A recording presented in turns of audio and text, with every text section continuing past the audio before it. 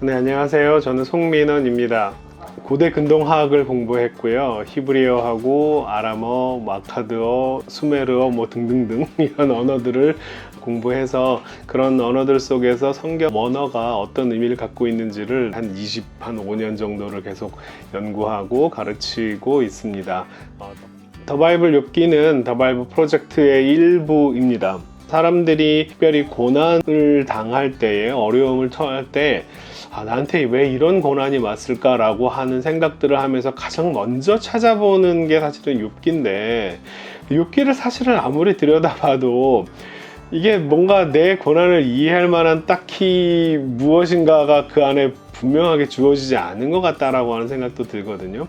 이걸 이해하기 어려운 욥기를 가장 쉬운 언어로, 그 다음에 왜 이렇게 이해를 하는 것이 좋은가 라고 하는 것을 간단하게 그리고 가장 잘 이해될 수 있도록 설명한 책이라고 생각하는데, 더 바이블 욥기는 그런 목적으로 나온 책입니다.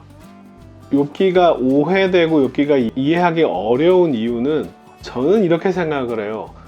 기존에 우리가 갖고 있는 어떤 신앙적 혹은 신학적 틀로서 욥기를 이해하려고 하기 때문이라고 생각이 들거든요. 그 중에 하나는 가장 대표적으로 현대 신학적인 그런 개념들, 이신칭의, 모든 사람은 다 죄인이고 그런 믿음으로 말미암아 의롭게 된다라고 하는 그런 관점으로 욥기를 읽으면 사실 욥기가 잘 이해가 안 돼요. 왜냐하면 욥은 처음부터 의인으로 등장을 하는데, 그러면 이거를 어떻게 받아들여야 되지? 그러면 욥의 죄라고 하는 것을 또 어떻게 이해를 해야 될까? 전통적으로는 인간의 죄를, 조직신학적 관점에서는 죄를 하나님에 대한 인간의 교만으로 많이 이해를 하기 때문에 욥이 교만했겠구나, 그래서 자신의 교만을 회개하는, 자기가 의인이라고 주장했던 어떤 교만을 회개하는 이런 틀로서 욥기를 이해하니까 나중에 하나님이 욥이 옳다, 친구들 너희 틀렸다 이라고 얘기를 하는데 욥이 뭐가 옳은지가 잘 설명이 안 되는 거죠. 그러니까 이런 틀이 하나가 욥기를 이해하기 어렵게 만드는 틀이고, 또 하나는 현대인의 관점, 현대인에게 익숙한 해석적 틀이라고 얘기를 하는데, 그거는 뭐냐 하면 현대 드라마를 보는 것처럼 욥기를 이해하는 거예요. 영화나 드라마를 보면 어떤 주인공이 있고 그 주인공이 어떤 고난을 통해서 어떤 어려움과 역경들을 거쳐가지고 결과적으로 무엇인가를 깨닫게 되는 어떤 성장의 스토리라고 하잖아요.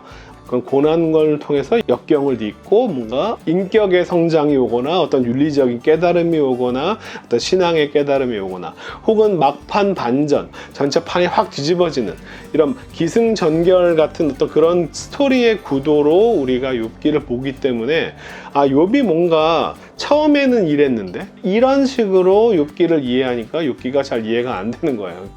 기존에 어떤 우리가 갖고 있는 선입견들을 버리지 않으면 욥기를 잘 이해하기가 어렵습니다. 욥기를 제대로 이해하려면 우리가 알고 있는 기존의 틀을 좀 버릴 필요는 있어요.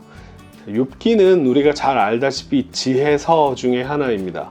지혜서는요, 욥이 왜 고난을 당하는지 욥기 1, 2장에 이미 다 써 있거든요. 하늘에서 벌어지는 일들로 인해서 욥이 고난을 당해요. 욥은 아무런 잘못이 없어요. 근데 하나님과 사탄의 내기라고 하죠.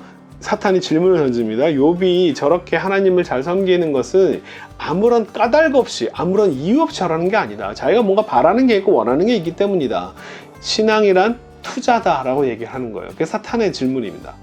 거기에 대해서 처음부터 욥은 아니다라고 이야기해요. 정답을 미리 이야기합니다. 하나님이 주실 수도 있고 하나님이 걷어가실 수도 있고 하나님이 나한테 좋은 것을 주실 수도 있고 하나님이 나쁜 것을 주실 수도 있다. 다 하나님의 주권, 하나님의 마음대로 하시는 것이다 라고 이야기하는 정답을 미리 이야기를 해요. 1, 2장에 이미 정답이 다 나와 있습니다.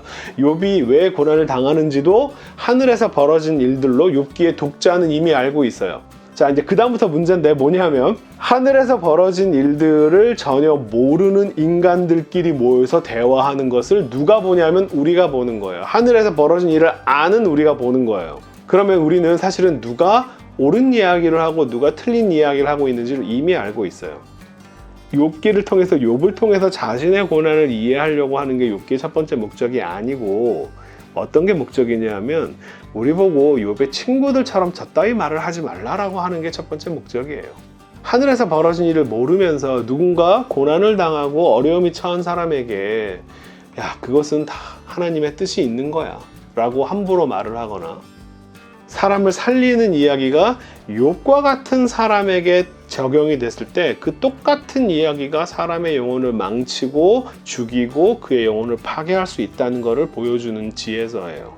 그러니까 우리가 어떤 하나의 잣대로 함부로 평가하고 함부로 예측하고 함부로 판단하지 마라 라고 하는 그런 지혜를 알려주는 지혜서예요. 사실은 욥기를 제대로 읽으려면 난 욥의 친구들처럼 저런 이야기를 하면 안 되겠구나 라고 하는 것을 통해서 지혜를 얻게 하려는 목적. 그래서 나중에 결국 하나님께서 욥이 옳다, 너희들은 틀렸다 라고 하는 걸 통해서 나는 욥의 친구들처럼 되지 말아야지 라고 하는 그런 지혜를 주는 책이다 라고 이해하시는 게 좋습니다. 제 인생의 가장 중요한 책이 무엇이냐라고 얘기를 하면 저는 이 책이라고 얘기를 할 것 같아요. 앞으로 적어도 한 5년, 10년 안에는요. 정답을 하나밖에 가르쳐주지 않은 공간에서, 사실 성경의 정답은 그렇진 않은데 교회에서 하나의 정답밖에는 이야기해주지 않아서 힘들어하던 사람들에게 위로가 되는 책이었으면 좋겠다라고 하는 마음입니다. 그런 분들이 이 안에서 하나님을 어떻게 이해를 해야 되고 성경을 어떻게 봐야 되고 그리고 자기가 겪는 어떤 고난과 어려움에 대해서 어떻게 바라봐야 할지에 대해서 그런 다양한 시각들을 제시해주는 책이기를 바랍니다.